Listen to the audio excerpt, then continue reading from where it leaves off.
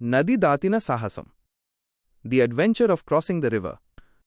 అనగనగా కొండవీడు అనే అందమైన గ్రామం ఉండేది.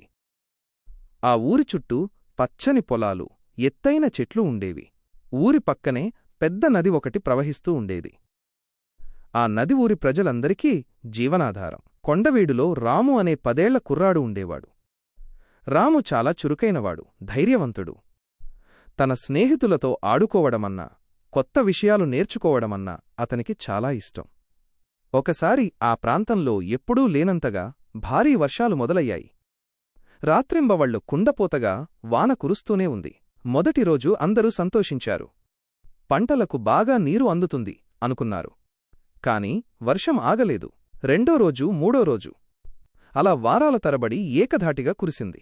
కొండలపైనుంచి, వాగులనుంచి నీరు అంతా చేరి పక్కనే ఉన్న పెద్ద నది ఉప్పొంగడం మొదలుపెట్టింది. నదికి వరద ప్రమాదం పొంచి ఉందని వార్తలు రావడం మొదలుపెట్టాయి. రాము ఇంట్లోవాళ్లు, ఊరి ప్రజలు భయంతో వణికిపోయారు. ముప్పు మొదలైంది. ఒకరోజు తెల్లవారుజామున ఊరి ప్రజలకు భయంకరమైన శబ్దం వినిపించింది. అది నది ఉప్పొంగి గట్టును చీల్చుకుని ఊరిలోకి వస్తున్న శబ్దం. అందరూ అరుపులతో, కేకలతో మేల్కొన్నారు. చూస్తుండగానే ఇళ్లలోకి నీరు చేరడం మొదలుపెట్టింది. వరద ఉధృతి పెరిగి ఇళ్ల చుట్టూ నీరు నిండిపోయింది. ప్రజలు త్వరగా తమ సామాగ్రిని, పశువులను తీసుకుని ఊరికి కొంచెం దూరంలో ఉన్న ఎత్తైన గుట్టవైపు బయలుదేరారు. రాము కూడా తన తల్లిదండ్రులతో కలిసి బయలుదేరాడు. కాని వరద నీరు వేగంగా ప్రవహిస్తూ చిన్న చిన్న వస్తువులను, కొన్ని పశువులను కూడా కొట్టుకుపోవడం చూసి అందరూ ఆందోళన చెందారు. రాత్రి సమయం, కరెంటు కూడా లేదు. అంతా చీకటి, చుట్టూ వరదనీటి శబ్దం. పరిస్థితి చాలా భయంకరంగా ఉంది. సహాయం కోసం ఎదురుచూపు. రాము వాళ్ల కుటుంబం గుట్టమీదకు చేరుకుంది. అక్కడప్పటికే చాలామంది ఉన్నారు. చలికి వణుకుతూ, ఆకలితో, భయంతో పిల్లలు ఏడుస్తున్నారు. పెద్దలు ఏం చేయాలో తెలియక ఆందోళన పడుతున్నారు.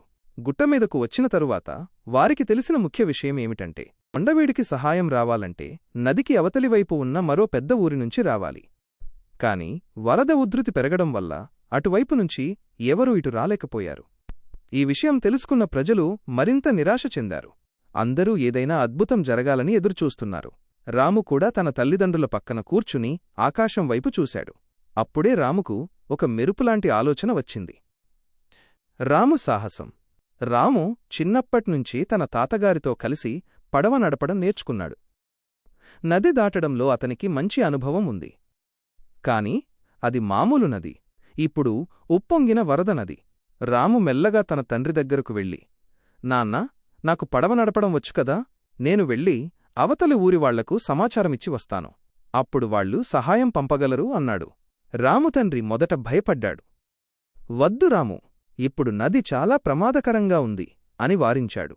కాని రాము ధైర్యం చూసి, అందరమిక్కడ ఇలా ఉండిపోవడం కంటే ఒక్క ప్రయత్నం చేయడంలో తప్పేమీ లేదు అని ఊరి పెద్దలు కూడా రాముకు మద్దతు ఇచ్చారు. రాము వెంటనే గుట్టకింద ఉన్న చెట్ల దగ్గరకు వెళ్ళి దొరికిన పాత పడవను శుభ్రం చేసుకుని దాన్ని వరద నీటిలోకి దించాడు. అమ్మా, నాన్న, నేనైతే త్వరగా తిరిగి వస్తాను, భయపడకండి అని చెప్పి ధైర్యంగా పడవెక్కాడు. గమ్యం వైపు. వరద ఉధృతి చాలా ఎక్కువగా ఉంది.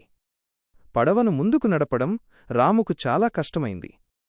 పెద్ద పెద్ద అలలు పడవను ఇటూ అటూ ఊపాయి. ఒక్కోసారి పడవ మునిగిపోతుందేమో అని కూడా భయమేసింది. కాని రాము ధైర్యాన్ని కోల్పోలేదు. తన మనస్సులో ఒకే ఒక ఆలోచన, నేను సహాయం తీసుకురావాలి.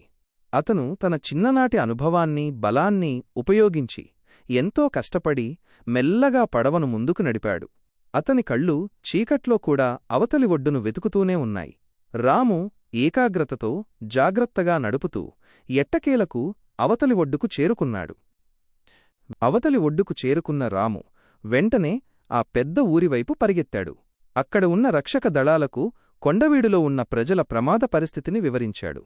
రాము ధైర్యానికి, సాహసానికి ఆ రక్షక దళాలు ఆశ్చర్యపోయాయి. వెంటనే వారు పెద్ద పడవలు, ఆహారం, మందులు తీసుకుని సహాయం కోసం బయల్దేరారు. తిరిగి కొండవీడు గుట్ట దగ్గరకు రాము రక్షక దళాలతో కలిసి వచ్చాడు. అతన్ని చూసిన తల్లిదండ్రులు, ఊరి ప్రజలు ఆనందంతో కన్నీళ్లు పెట్టుకున్నారు. రక్షక దళాలు మెల్లగా అందరినీ సురక్షిత ప్రాంతాలకు చేర్చారు. రాము సాహసం వల్లే కొండవీడు ప్రజలందరూ ప్రాణాపాయం నుండి బయటపడ్డారు. ఊరి ప్రజలందరూ రామును గౌరవించి అభినందించారు. తన చిన్న వయసులో రాము చూపించిన ధైర్యం అందరికీ ఒక పాఠం నేర్పింది. ఎంత కష్టమైన పరిస్థితిలో అయినా ధైర్యంగా ప్రయత్నిస్తే తప్పకుండా విజయం సాధించవచ్చని.